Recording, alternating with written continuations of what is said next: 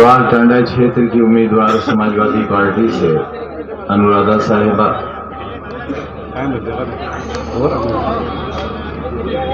सभी धर्म, सभी जात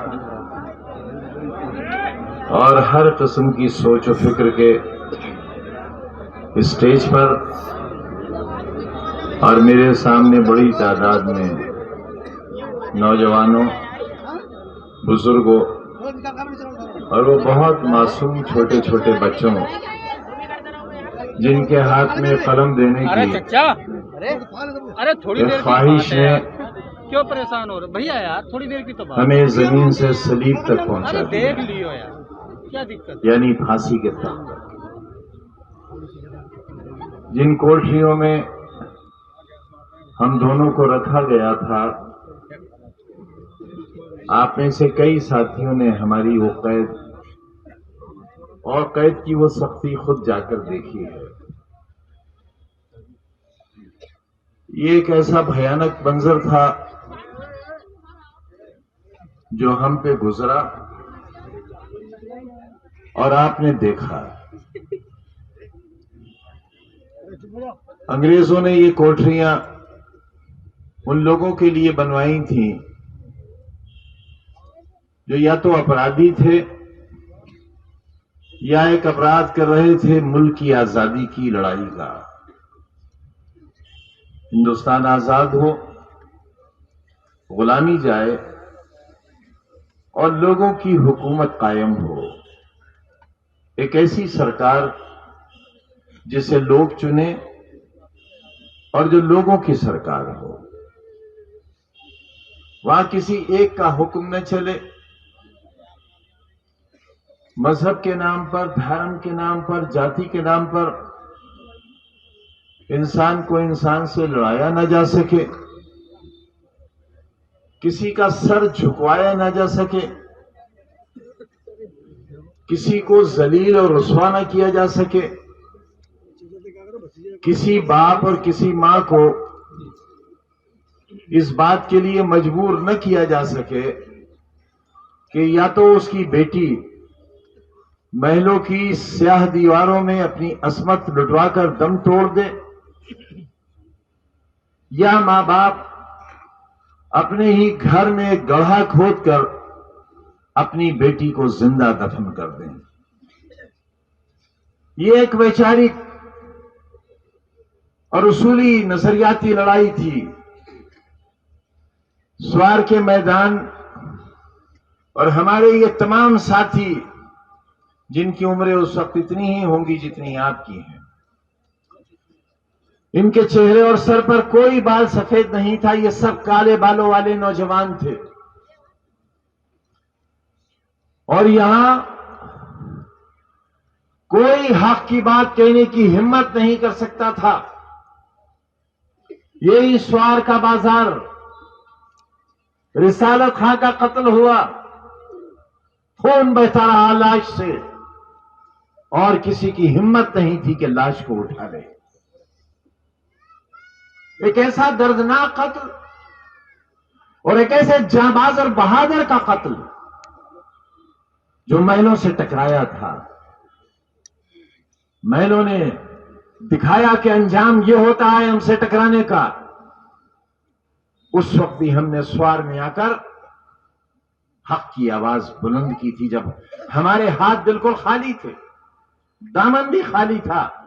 और उसी वक्त किले के मैदान में और हामिद मंजिल के सामने वाली सड़क पर हकीम राज किशोर की लाश पड़ी हुई थी और कुत्ते उसका खून चाट रहे थे और रपट लिखने वाला कोई नहीं था, क्योंकि खता यह थी कि महलों के जुल्म के खिलाफ वो भी लड़े थे जिस तरह रिसालत खां लड़े थे। यह तुम्हारा कल का स्वार सूखा पड़ गया, लगान देने का पैसा नहीं था तुम्हारे अजदाद के पास, तुम्हारे दादा के पास, तुम्हारे नाना के पास, तुम्हारे खालू और फूफा के पास और तुम्हारे सगे बड़े भाई के पास। लेकिन हुक्म था कि अनाज लेकर पहुंचना है और किसान अनाज लेकर पहुंचा था।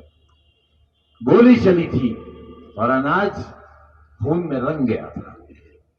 लेकिन वो अनाज किसान को नहीं मिला, वो अनाज भी तुमसे छीन लिया गया और तुम्हें मिली सिर्फ तुम्हारे घरों की और तुम्हारे बुजुर्गों की लाशें। उनसे लड़े हैं हम। एक तारीख लिखी है हमने, एक ऐसा इतिहास लिखा है जिसे सिक्के खरीद नहीं सकते। जात और बरादरी के नाम पर हमारी सियाह रातों का दाम नहीं लगाया जा सकता। जो हमने खोया है, मैंने, मेरी अहिया ने, मेरे बेटों ने और खास तौर से अब्दुल्ला ने, मेरे अहबाब ने, मेरे सियासी दोस्तों ने, जो आज भी बिजनौर की जेल में हैं, दे सकते हो हिसाब? एक रात के आंसुओं का हिसाब दे सकते हो आप? बराबर में फांसी घर और हम फांसी की कोठरियों में।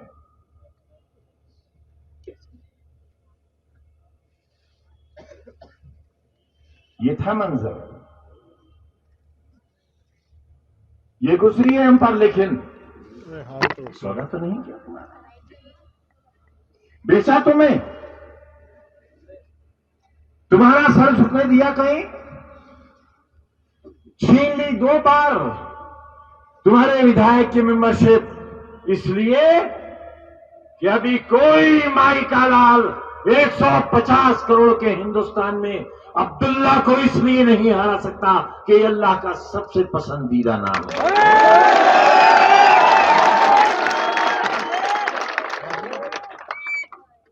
अरे मुल्क के बांटने वालों, रिश्तों को बांटने वालों, इनको हाथ के क्या पार्लियामेंट हमने हारी है? वाह मामा, थोड़ा सा हाथ नीचे, थोड़ा। वाह बहादुरों, वाह क्या मर्दानगी है। अरे ये जूते में लगा हुआ थूक चाटा है तुमने, और दूसरे पैर का थूक जूते का चाटा जब विधायकी जीती है तो। हमारे तो हलक में थूक भी नहीं रह गया, कहां तक थूके और कहां तक।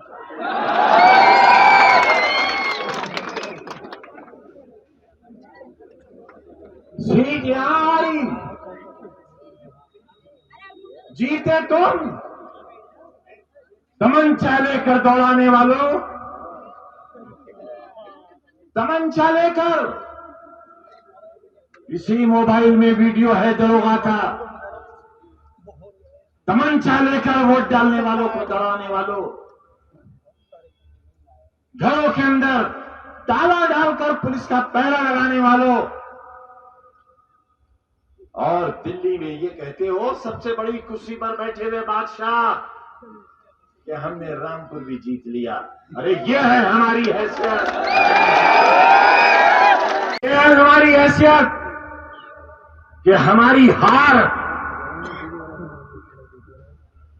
और तुम्हारी फर्जी जीत का तुम्हें जिक्र करना पड़ा।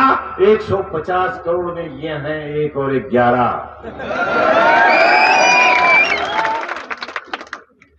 ये स्वार की गलियां, स्वार की सड़कें और इसका विकास और बंटने वाला पैसा,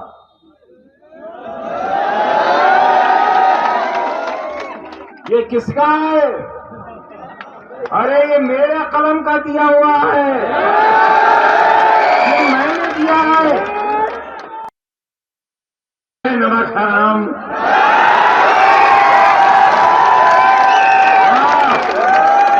अरे बरादरी की नाक कटवा दी, नाक कटवा दी। अरे तुम्हारी खुददारी और तुम्हारी इस्मत, और जिस बरादरी का नाम डुबोते हो, नबी करीम सल्लल्लाहु अलैहि वसल्लम से लेकर स्वार की गलियों तक एक टेस्टेड मोहर लगी हुई सच्चाई है, उसे बदनाम मत करो, उसे मत बदनाम करो। मैंने दिया था वो पैसा, अरे मेरे ही पैसे के मुझ पे गुर्रा रहे होगा।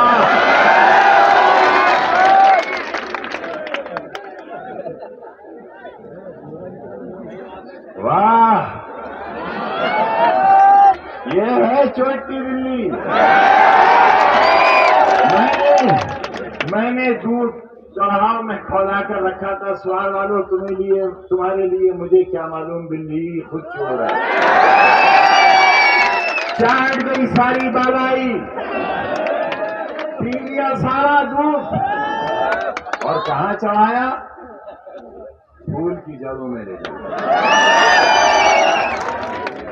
अरे अगर गंदगी खाना थी तो खाते, सीधे सीधे फूल लेकर आते। ये क्या निशान लाए हैं? पिंटू पिंटू पिंटू पिंटू पिंटू बस। अरे डोंगरी ले आए होते, प्लेट लाए हैं। अच्छा यानी टट्टी पर चांदी का बर्फ लगा के खूब खाएंगे, सीधे नहीं खाएंगे। हिम्मत की होती, अगर ईमान का सौदा ही किया था तो ठीक से किया, ताकि बेईमान वाले तुम्हारे साथ होते। सबको मालूम है क्या हो रहा है पूरे मुल्क में, किसे नहीं मालूम है? शहर के जिंदा लोगों, जिंदगी का सबूत दो। और तुम अगर रंगो नस्ल में बचोगे, अगर जात और बरादरी में बचोगे, तो फिर तुम में और दूसरों में फर्क क्या रह जाएगा? कहां से संदेश दो? कैसे तुम्हारे इस साथी को जब उत्तर प्रदेश की सरकार बनेगी तो उसे मजबूत हिस्सेदारी क्यों मिलेगी? कैसे मैं अपने कलम से तुम्हारी गलियों को सजाऊंगा? तुम्हारी बस्तियों में खूबसूरती कैसे पैदा करूंगा? तुम्हारे बच्चों के लिए कलम कहां से लाऊंगा? कितनी दौलत है आपके पास, आप पर हमारे जैसा इम्तिहान क्यों नहीं गुजरा? इतना बता दो। मैं हर उस शख्स से जो हमारे बीच की कयादत की दावेदारी करता है उससे पूछता हूं कि जो हमारे साथ हुआ है क्या वो सही है? गुजरात हाई कोर्ट में राहुल गांधी साहब का मुकदमा बेर बहस और पहला नाम हमारा और अब्दुल्ला का आया और उसके बाद राहुल गांधी का नाम आया। ये है हमारे साथ जुल्म। भाई क्या हमारे साथ हुए जुल्म की आवाज सर चढ़कर बोली है, लेकिन न कलम को चाकू में बदला, न चाकू को तुम्हारे हाथ में। अरे यार, जो उम्मीदवार प्लेट लेकर आए हैं ये किसके साथ हैं?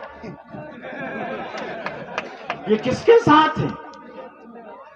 ये उनके साथ हैं जो तुम्हारी मासूम नस्लों के हाथ में चाकू देना चाहते हैं। 80 लाख रुपए का चाकू लगाया गया है रामपुर के राज्यपाल, वो हमने बनवाया है। वो चौराहा भी हमारा बनाया हुआ है। रामपुर का कोई काम 105 करोड़ की एक सड़क बनवाई है हमने तुम्हारी।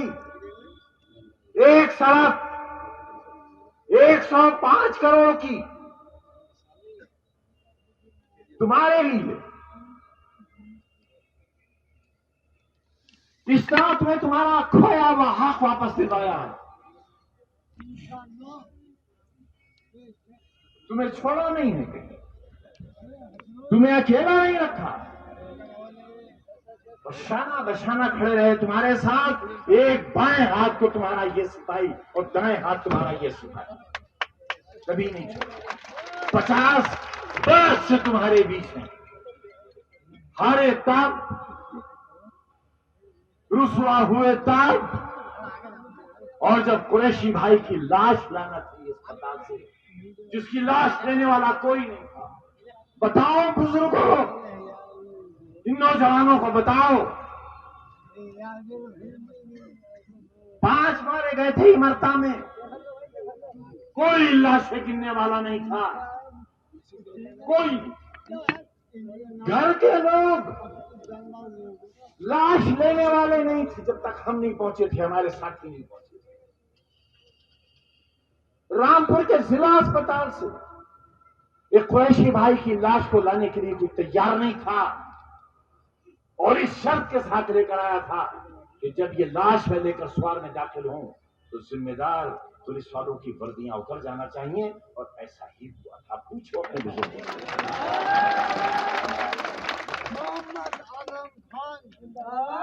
मायूस मत हो,